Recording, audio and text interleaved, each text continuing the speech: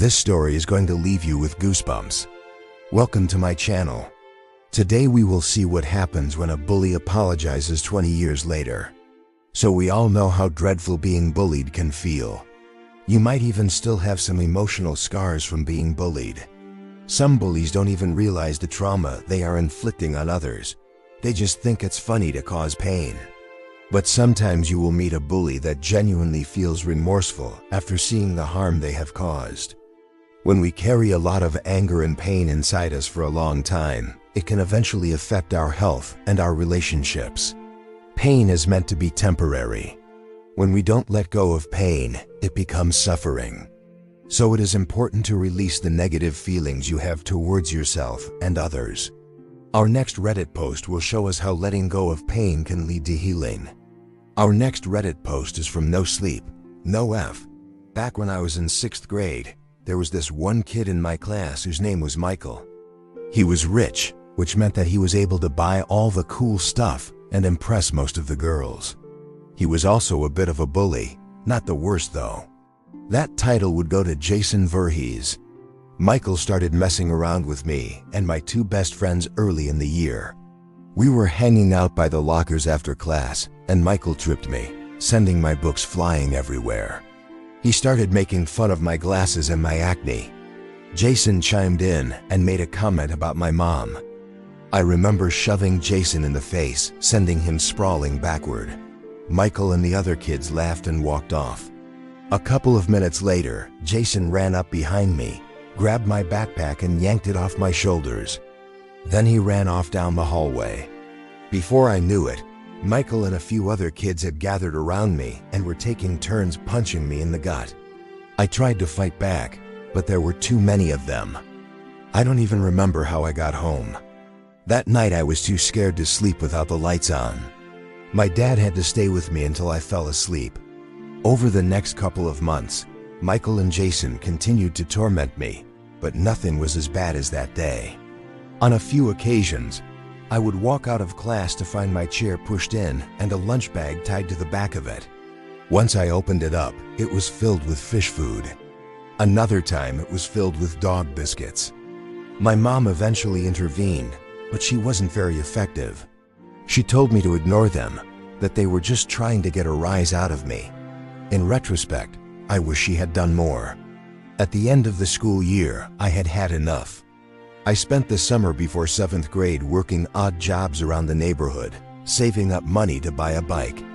I bought a cheap 10-speed Schwinn with hand-me-down 14-year-old mountain bike handlebars that gave me a nice reach to ride with my head up. I liked that bike. On the first day of 7th grade, I rode my bike straight past the group of popular kids and parked it right outside the classroom door. As soon as class started, I heard snickers from the back of the room. I turned around and saw Jason, Michael, and one of their friends staring at my bike. Michael stood up and started yelling at me. He told me to move my stupid bike and that I was ruining the view. I told him that I paid for that bike and that he could just F off. Michael kept pestering me throughout the day. Finally, around lunchtime, I had had enough. I told Michael to meet me by the bike racks after school. Once we were away from everyone else, I got on my bike and started messing with the gears while looking at him. He asked me what I was doing, and I replied that I was showing him how my bike could break itself. He started getting angry, but I interrupted him by saying that if he didn't leave, he'd be part of the problem. He left without another word. At the end of the day, I wasn't worried about Michael and his cronies. They were mostly harmless, all talk and no action. The only bully I ever feared was Jason, but he had transferred schools over the summer. Still, I rode my bike to school every day and home every day for the next 2 years. Fast forward to today. I'm married with 3 kids.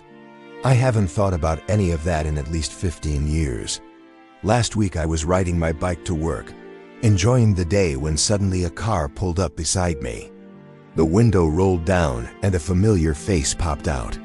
I immediately recognized it, but it had been so long since I had seen him that I couldn't place his face. He called out to me, and when I responded, he exclaimed, "Holy cow, Opie, is that really you?" I replied, "Yeah, it's been a while." I slowed down and he pulled up beside me. He introduced himself. Turns out that it was Michael. We talked for a few minutes. We compared notes, reminisced about old times. He mentioned that he had a wife and 2 kids. He asked me what I did these days. I told him I was working toward my master's degree and I worked at the local bike shop. As we parted ways, we agreed to connect on Facebook. The next day I received a friend request. I accepted and we began exchanging messages.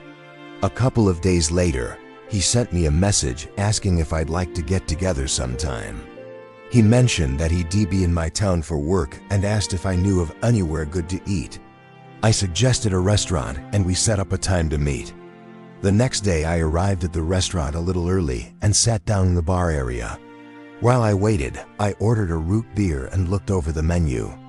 Michael arrived and apologized for being a few minutes late. He explained that traffic was worse than expected.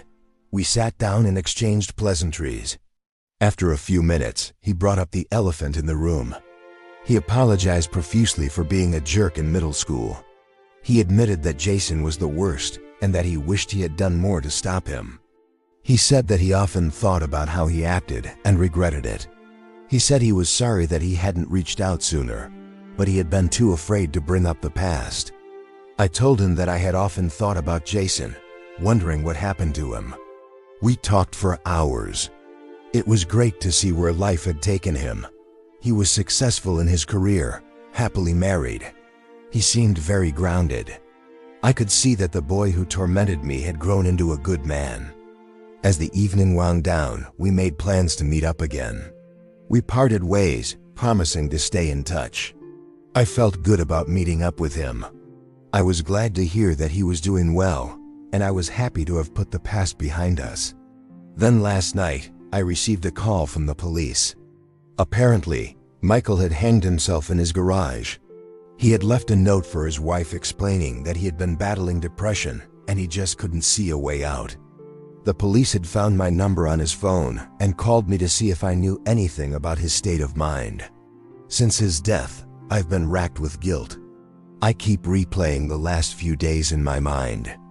I wonder if I should have pressed him harder to open up, if there was anything that I could have said to help him. I'm torn. On one hand, I'm relieved to know that the bully that tormented me had found peace. On the other hand, I feel guilty for not doing more to help. I hope his family can find peace knowing that he was loved by at least one other person.